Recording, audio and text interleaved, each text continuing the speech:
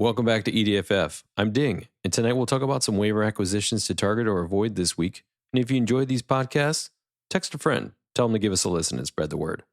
Now, let's start off with big injuries from week 8 and get an update before we jump into week 9. Right now, Deontay Johnson just got traded to the Ravens. Bateman, hashtag son of my eyes, becomes droppable almost. Diggs has a torn ACL. He's out for the season. Richardson, he got benched because he was tired.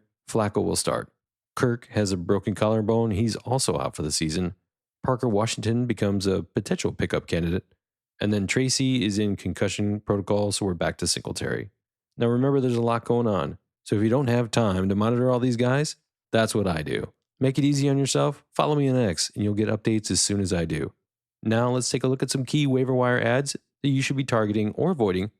And then we're only looking at the ones that are 50% rostered. There's 2 bye teams this week, the Steelers and the Niners. All right, let's start off at quarterback.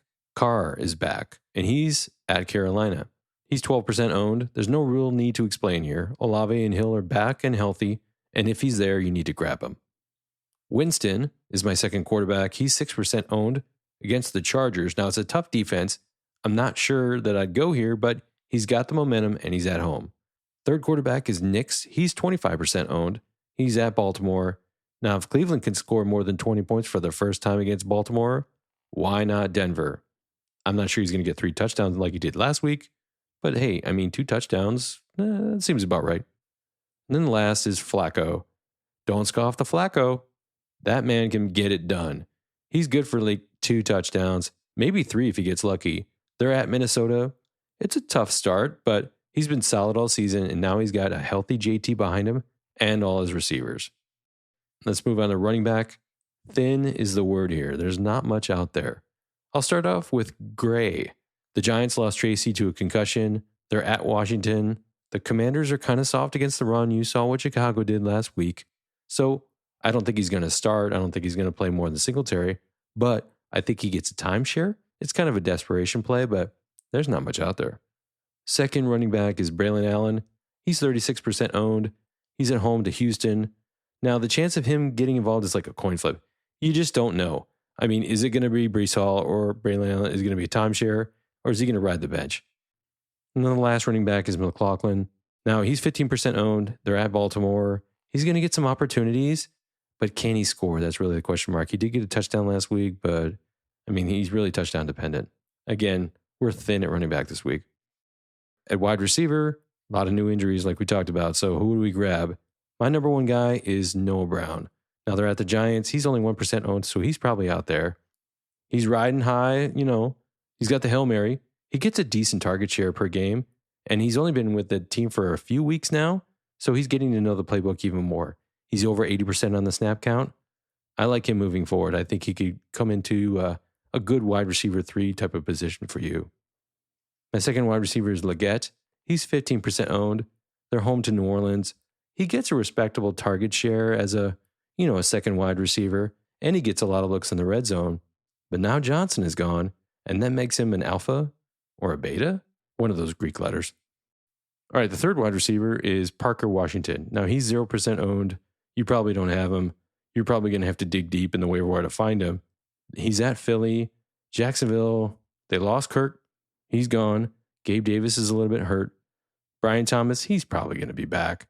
So Parker Washington at best is going to be the second wide receiver, maybe even the third wide receiver. But he's going to get more playing time, more looks, a couple of targets. He got 3 last game, or 4, I think it was. There's a potential for 5 to 7 targets. It's thin. This is, just a bye week kind of ad. This is not the guy you're going to want moving forward. All right, at tight end, we'll start off with Taysom Hill. He's 30% owned. They're at Carolina. If Carr comes back, this is a good matchup for him, and Carr's going to throw the ball. The second tight end is Disley. Now, he's 0% owned in Yahoo for some odd reason. I don't know why. He's like Herbert's number 1 target.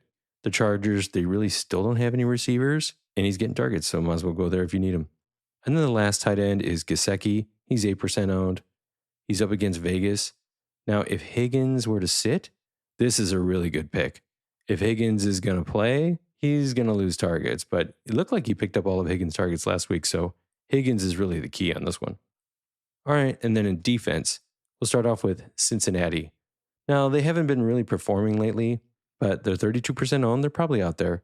They get Las Vegas. It's Vegas. Cincy's at home. I don't really need to say any more here. All right, the second defense we'll talk about is Tennessee. They're 2% owned. I guarantee you they're out there. They're hosting New England. Again, they're at home, so that's a plus. It's Jacoby Brissett. I don't know if May's going to come back. This is a no-brainer. If May comes back, this is not the right play. And then the third defense is Washington. They're 14% owned. They're at the Giants. They're riding high again. The first game against them didn't really produce a whole lot of points, but it's Daniel Jones. He's a sack magnet. Tracy's out. They get Singletary again.